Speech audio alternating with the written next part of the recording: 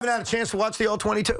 I'd like to see what Cleveland did differently. Maybe Denzel Ward had something to do with that in the second half. Please make sure you watch the All-22 before Friday's pick segment. Can you I'm going to watch All-22 tonight. I got no baseball tonight. Good. I get a little respite from the Mets and the Yankees. Though I do have a huge Diamondback Giant game I've got to keep an eye on. It's respite. Yeah, that's what I said.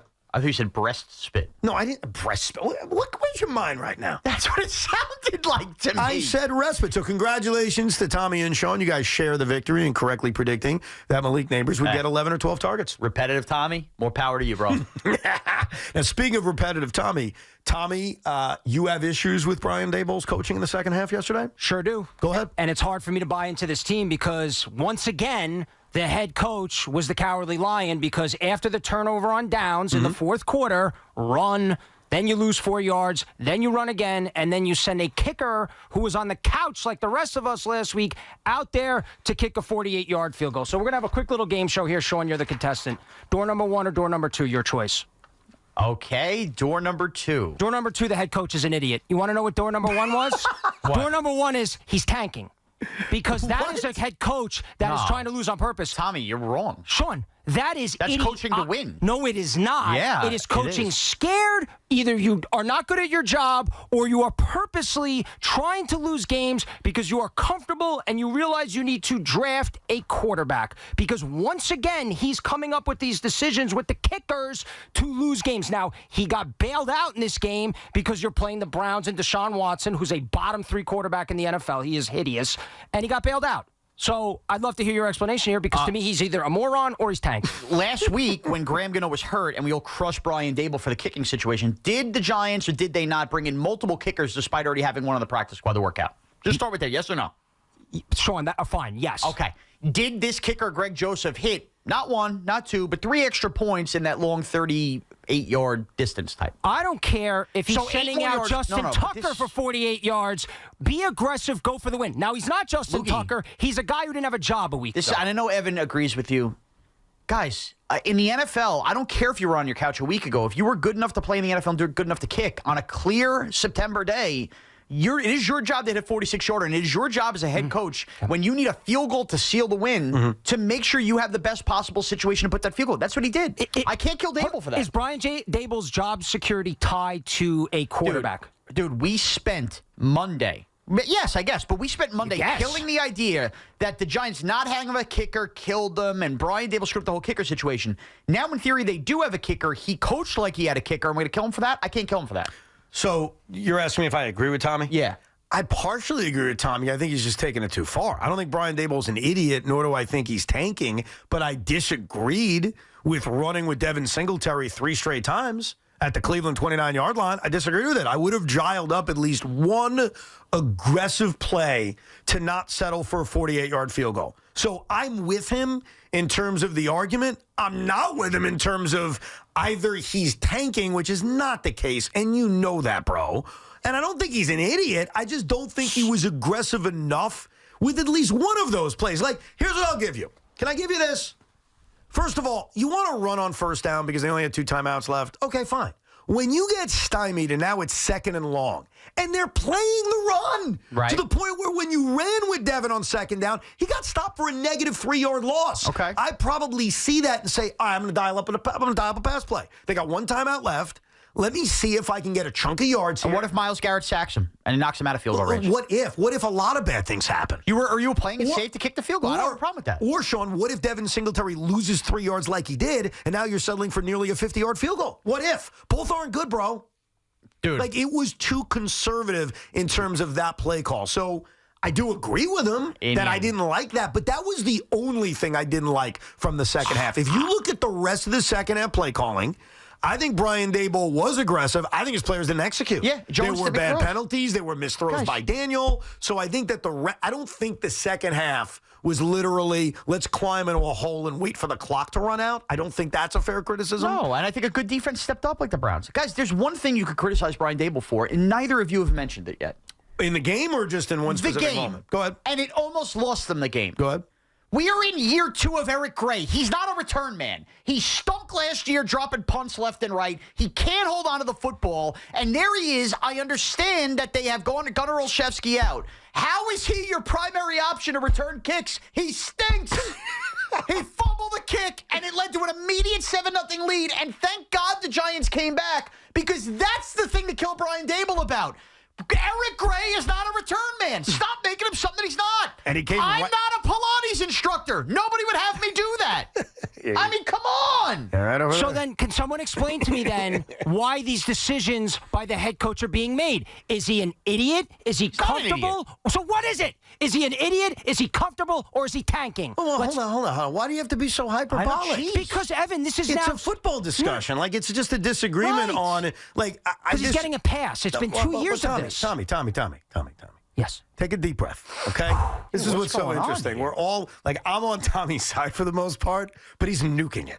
Like, he took the nuclear bomb out and said, he's either an idiot or you fire him. It's just a difference in opinion on how you handle a 1st and 10 from the Cleveland 29. I don't think it has to be as hyperbolic as he's an idiot or he's tanking. Why do you have to go that far with it? Because every week, or seemingly every single week, dating back to last year, there are decisions being made by Brian Daboll that I disagree with. And I'm just trying to get answers. But Tommy, in the first half of this game, you would agree that Brian Daboll reminded us, me and you, of the guy that we liked from 2 years ago. He did. They were very aggressive on a 4th down play. They had a beautiful play call to sweep to Malik Neighbors, got the ball in the hands of the best player, and we saw Brian Daboll's, as you put it. Yes. So focus on this specific game, not 2 weeks ago, Okay. because we could re-argue all of our disagreements from the Jet-Giant game. In terms of yesterday, the only thing, to me, I mean, you bring up the Eric Gray thing, that's fine. I get that. He puts the ball on the ground, get him out. But why are you going all so nuts about it? It's just a football disagreement. But if I come home and I do the 4 things my wife asked me to do, but I didn't do the 5th one that really annoys her, then I'm still the same lazy schlub that she regrets marrying. Now, I'm using that. She doesn't regret marrying me, but you get my idea. You're microing this too much. Okay. Were the Giants, and I know we don't care about the points, but we do, were the Giants nearly a touchdown underdog in Cleveland yesterday? Okay.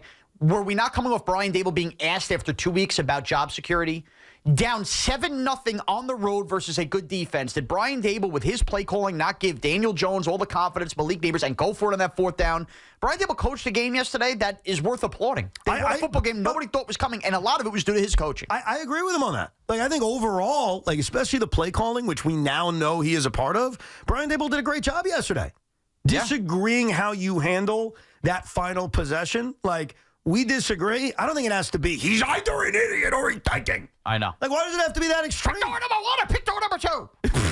I mean, it's how about this? It's neither door, bro. Yeah. He's not tanking. He's not an idiot. He just got really conservative on that final drive, maybe because he had way too much optimism in Greg Joseph, which I wouldn't have had. I'm being an investigative reporter, maybe even a detective, and I'm following the bouncing ball here, and I see a head coach who literally had his feet up on Hard Knocks and coaches like he's comfortable, like he's tanking. How is that? He doesn't want this quarterback. He is married to Daniel Jones. He wants him out of here. You don't think he called good plays for his quarterback yesterday? I think in the second half of that game, when it mattered the most, you're wrong about he got that. scared again I'll tell you why. and sent the kicker out there to kick a 48-yarder that was out of a job last week. So the New York Giants had the football 7 different possessions in the second half. Okay? That's a fact. There's no disagreeing with that. 7 different possessions, okay?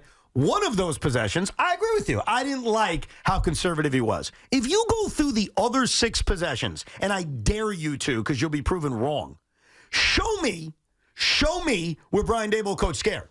Because he didn't. Because let's go through how each position ended. First possession of the second half ended because Devin Singletary put the ball on the ground. Okay? Yeah. The third possession, or the second possession ended because Daniel Jones missed Malik Neighbors and missed a pass to him. And then there was a false start on Andrew Thomas. And then there was a high snap on 3rd and long in which they also had an ineligible man downfield. Right. And Jones did a great job by that in the way, by the way. I call that lack of execution. Yeah. Okay? On the third possession, they had a 2nd and 8 that got blown up because he got sacked. And by the way, it was untouched. Whoever sacked him, I actually forget who it was, came in completely untouched. I think that was Darius Smith. On the next possession, he almost threw an interception to Denzel Ward.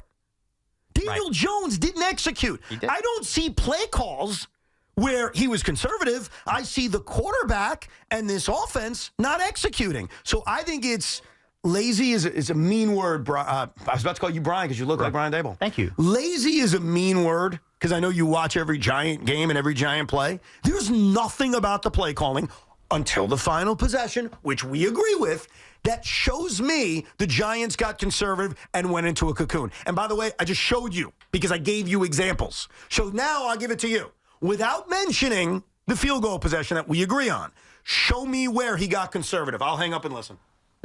I'll show you examples throughout last year and yesterday with the game on the line, guys. He coaches conservatively and game, scared. But Luke, I said the game yesterday. But Evan, I don't care what they did. You just said the second half he coached scared. Evan, did he say that, Sean? In the NFL, the difference between winning and losing, the Rams beat the Niners yesterday, so anybody could beat anybody. You have to execute and be aggressive when the game is on the line. When the game is on the line, his idea was to send out Greg Joseph to kick a 48-yard field goal on the road. We agree on that last possession, me and you. I'm with you, okay?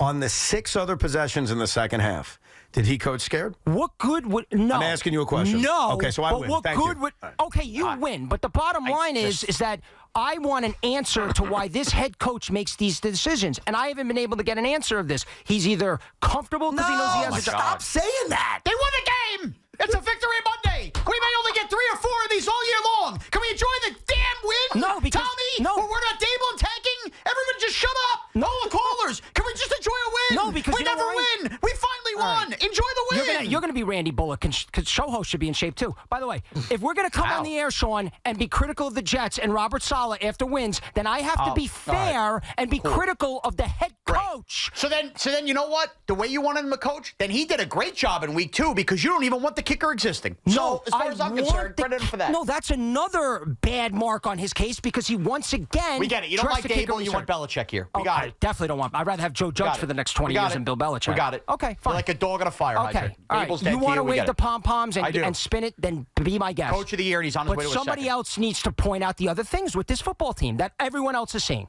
Oh, that's it. Said a lot of things to each other that I started writing down because I want to remember them, including Sean saying, quote, Brian Daboll's on his way to another coach of the year. In case anyone picked up on that. He might be. Okay. I like to jot things down. I like to have things in memories. Let's get back to your calls. 888-808. Jeez, they won the game, guys.